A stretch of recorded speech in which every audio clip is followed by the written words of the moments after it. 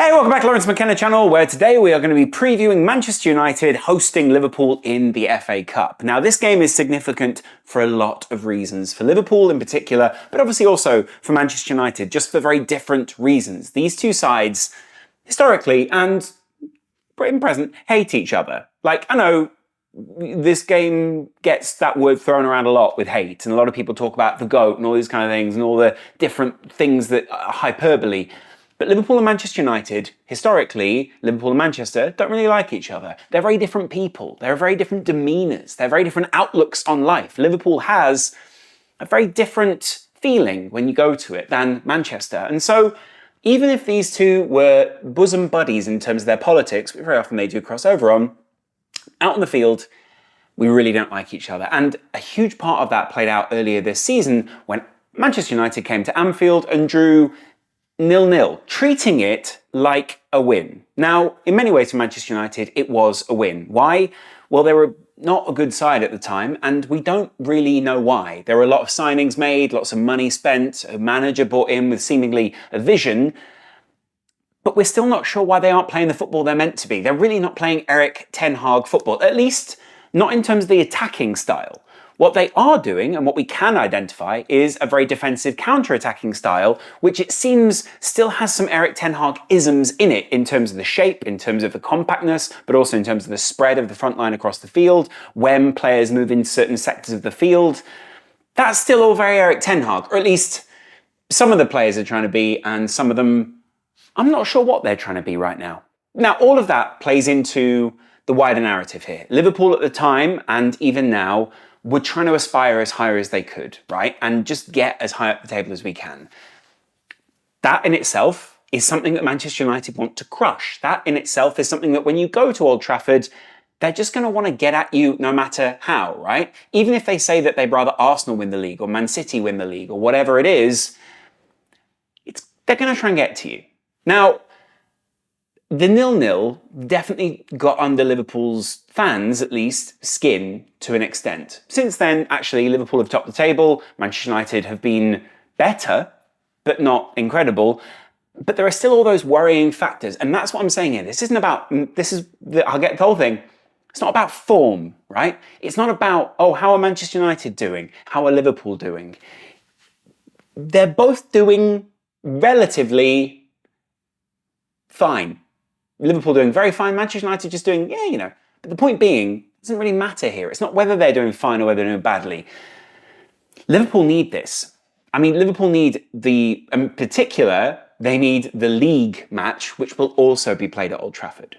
So this game is going to be key because we're going to find out how much progress Liverpool have made, but also how much progress Manchester United have made tactically, but also in terms of adventure. Now, think of it this way. They didn't need to adventure all that much at Anfield because the whole point was just frustrate those guys and we win. Even if, they've said since they want to get into the Champions League and all these kind of things, let's just frustrate Liverpool with a 0-0, maybe hit them on the counter-attack, which is probably still Manchester United's best hope in this game, and we're good. That won't fly at Old Trafford. That really won't fly at Old Trafford. If Liverpool have dominant periods of possession, if Liverpool are a more dominant team in this game, that's not really acceptable to Manchester United. And not only because they've spent a lot of money, but because of the humiliation that goes with that. No one wants your nearest rival to be gloating over you. No one wants a pack of Liverpool fans in the middle of their city or in the middle of their stadium going, hey, we outplayed you, clearly in your own backyard. That's not great. What is a little bit different in this game is obviously that since then, Liverpool have gained a lot more confidence. Liverpool have topped the league, Liverpool have beaten Arsenal in the FA Cup away from home. They've actually historically played really well without a couple of key players in the side, and they still don't have some of those key players. And, confidence, all these kind of things are just different. Man City last weekend, Sparta Prague, 11-2 in the end?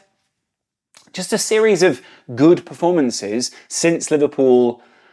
I think that was the last time they lost. The last time Liverpool lost was against Arsenal. But since then, they put in a series of performances which has only seen them win and then draw once. They beat Burnley, they beat Brentford, they beat Luton, they beat Chelsea, they beat Southampton, they beat Forest, Sparta, City draw, Sparta. It's a pretty good run. And it's ever since that disappointing game against Arsenal that they've had that run. And that is the kicker here. Liverpool can have beaten all those sides, the Burnleys, the Brentfords, all those teams.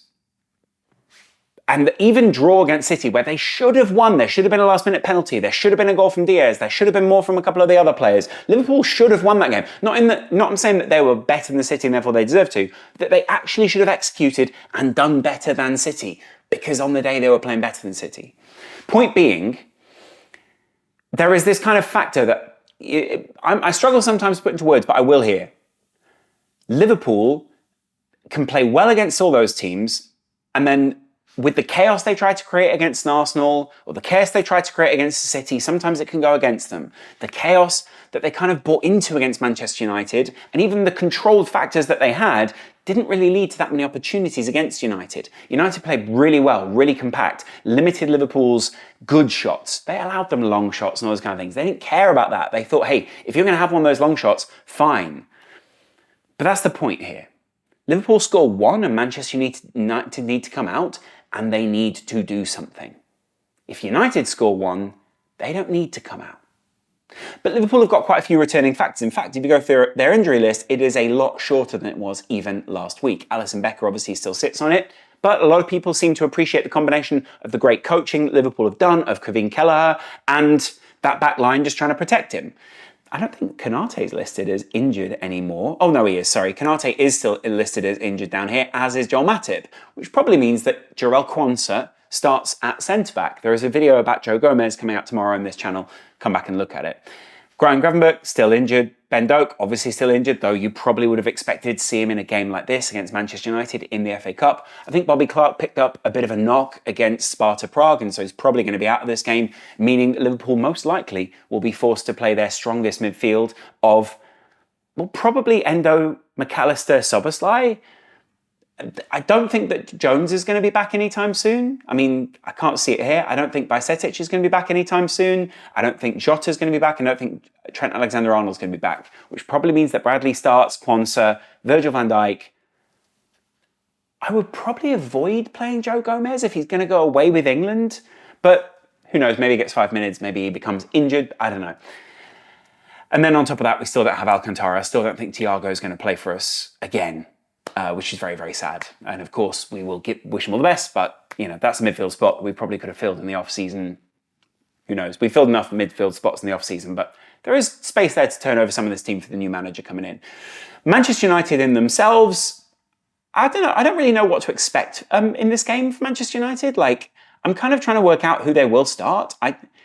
Listed here online, they've got Onana, Diogo Dalot, Rafa Varane, Harry Maguire, Lindelof, Mainu, Casemiro, Garnacho, McTominay in midfield, Rashford, Bruno Fernandes. Rasmus Højlund, I think, is still out for this one, so we're not going to see the very peak of him. But up front, I would expect Liverpool to start Luis Diaz, probably Nunez or Gakpo, and Mo Salah. These guys are going to want to kick on.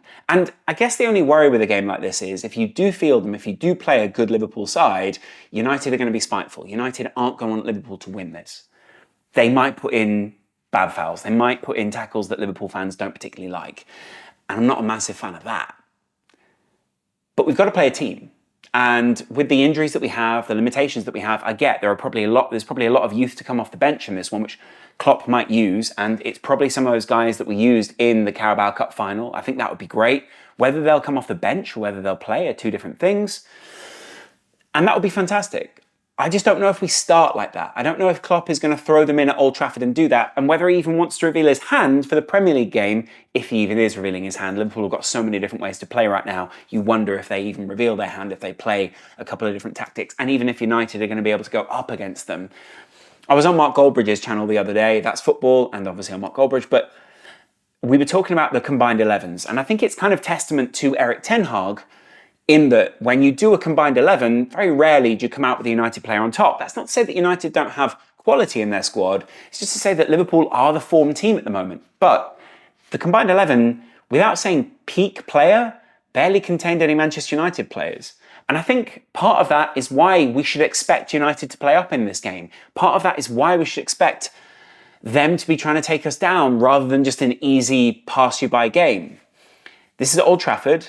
In the FA Cup, it's something that they still could get their hands on. it's not their main focus. Of course, their main focus is to top the league. Of course, their main focus is to get as high as possible in the Premier League table. They're currently 6th. How many points off?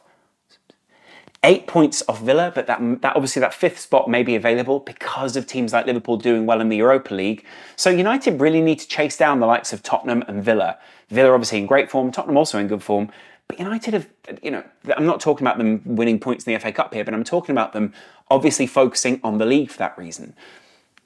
Will they therefore focus on the FA Cup? Is silverware really a priority over a league? And therefore, could Liverpool play some youth, get away with it? I'll be interested to see. It's a shame Bobby Clark's out. I was really enjoying him play. I kind of want to say, I like his adaptability that he showed in the Europa League. I like the adaptability that a lot of these young guys are playing. I like when Liverpool have got a bit of youth in there. I like when they mix it up. And I love that the starting lineup can involve a Bobby Clark, a Connor Bradley, with Joe Gomez. Joe Gomez is still 26. Kevin Kelleher. All those guys. I'll be interested to know who you guys think we start at Old Trafford. Obviously, with those injuries, it's disappointing, but we'll see who gets in.